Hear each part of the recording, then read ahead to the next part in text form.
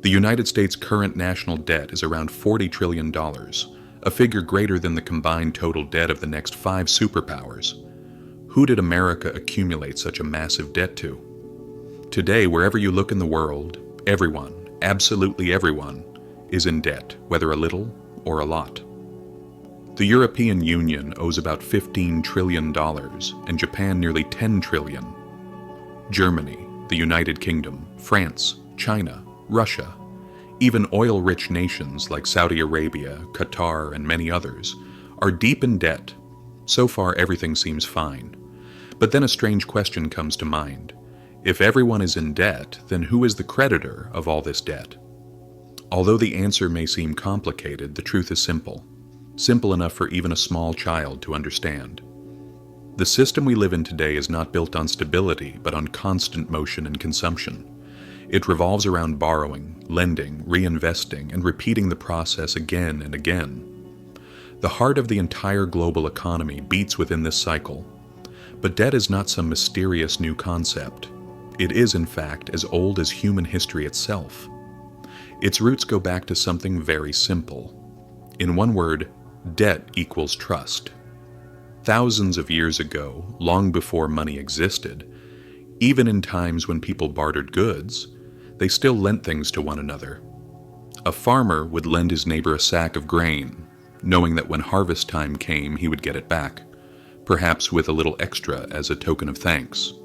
There were no signatures, no papers, no coins, just a promise, backed by trust.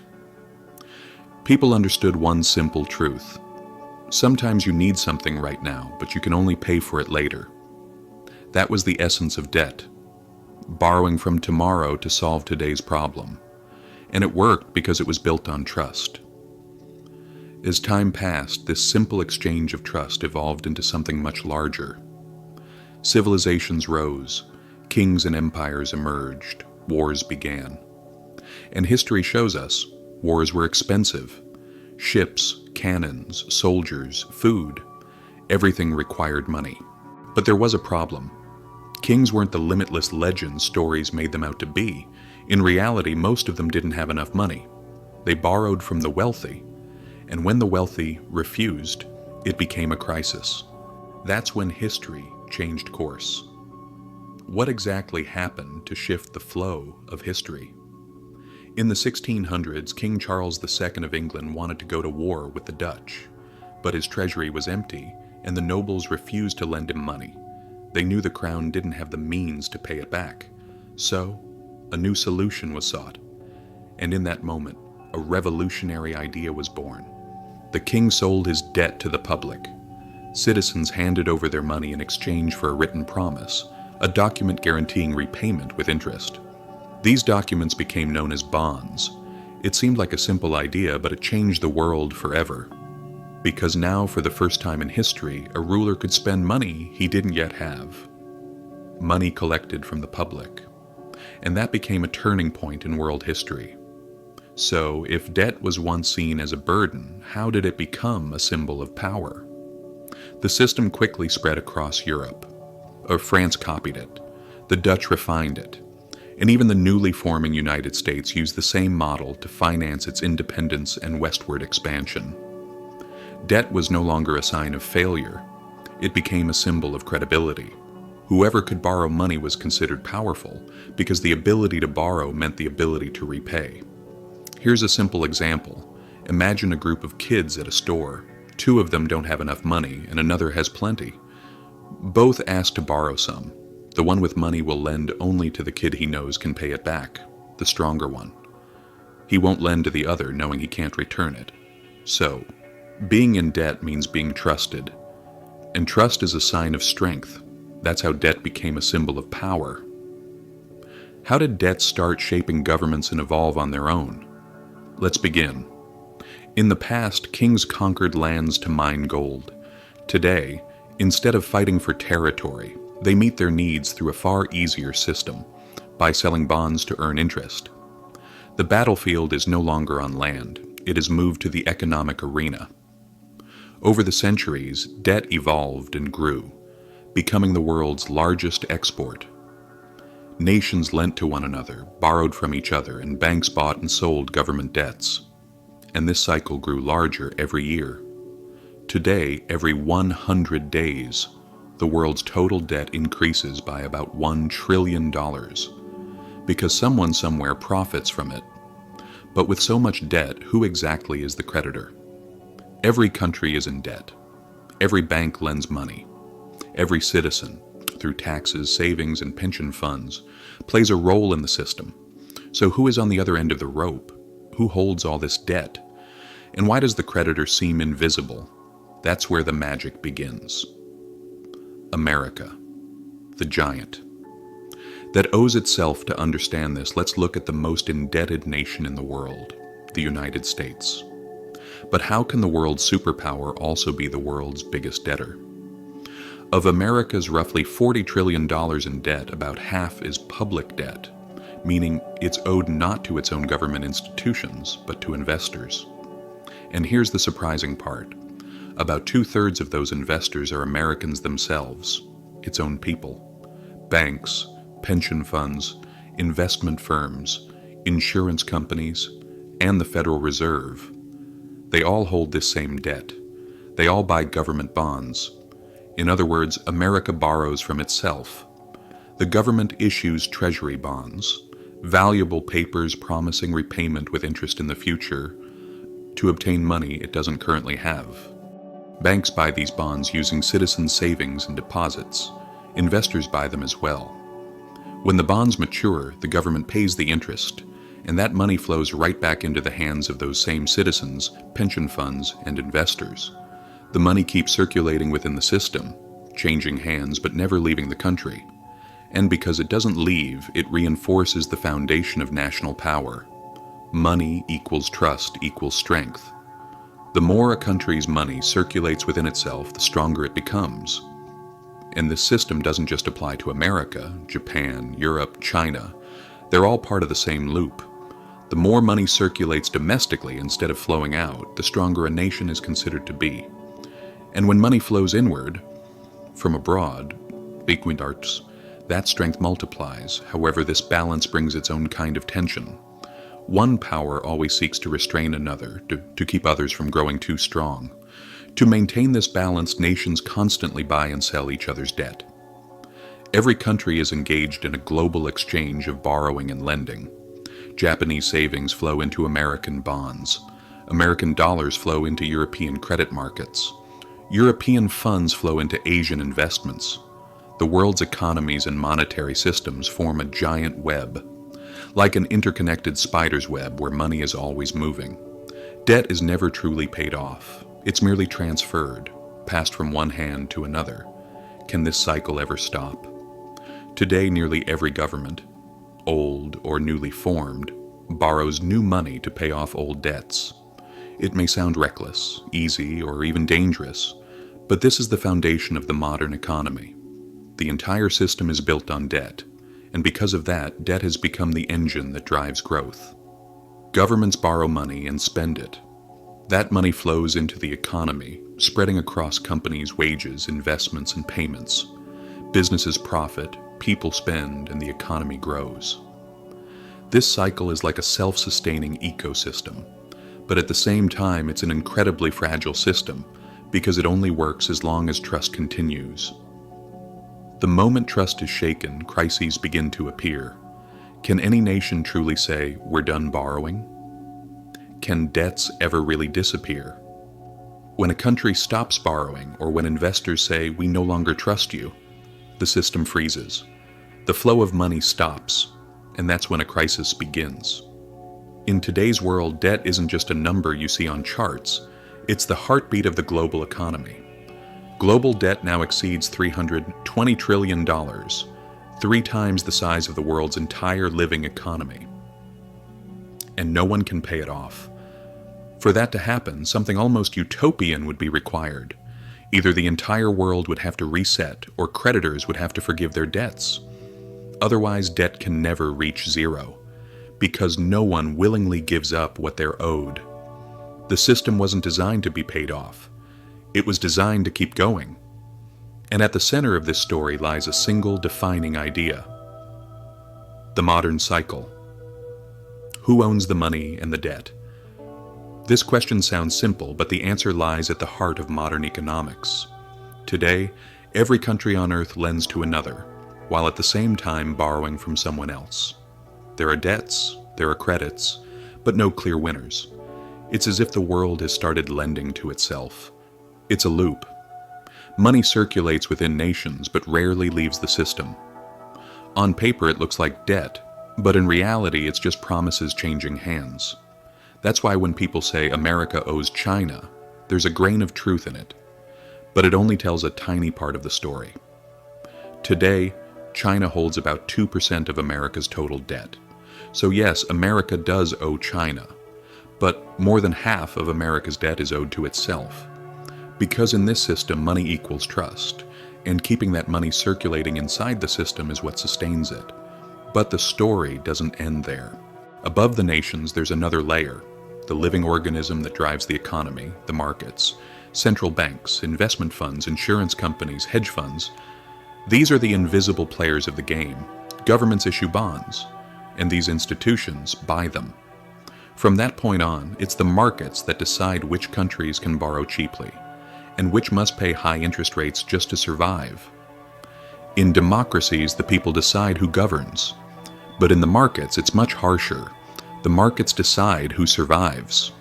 It's a brutal arena, a financial jungle where only the strongest endure, and no one cares about anyone else's tears. So, if debt plays a key role in this struggle for survival, what are those roles? When a country's debt is seen as safe, interest rates fall. But when trust disappears, rates skyrocket. Through interest rates, debt directly and indirectly affects people's daily lives. That's why debt no longer just shapes economies, it shapes politics too. When a government loses investor confidence, its currency weakens, the dollar's value shifts against other currencies, interest rates climb, and the entire economy feels the ripple effects, even those far removed from finance. What happens when trust breaks? We've seen this many times throughout history. When trust collapses, the system reacts instantly.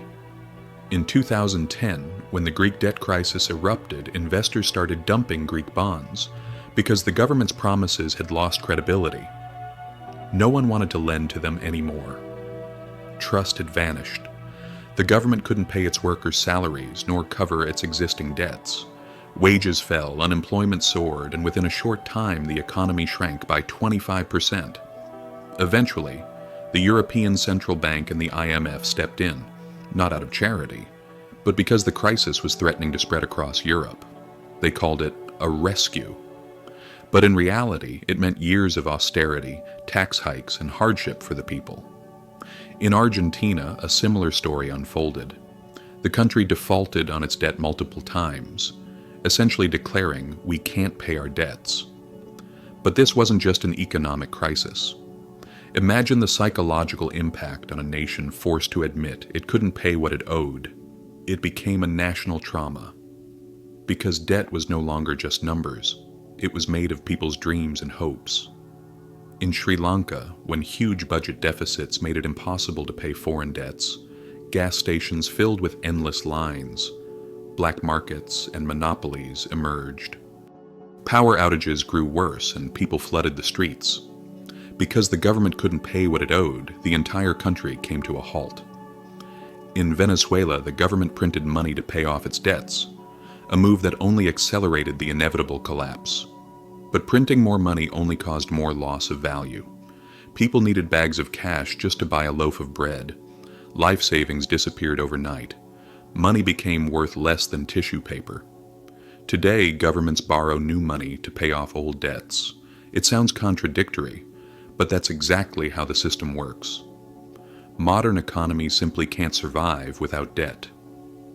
Debt has become the fuel that keeps growth alive. That's why governments, big or small, old or new, never say, "Let's stop borrowing." They can't. Because stopping would mean cutting off the lifeblood of the economy.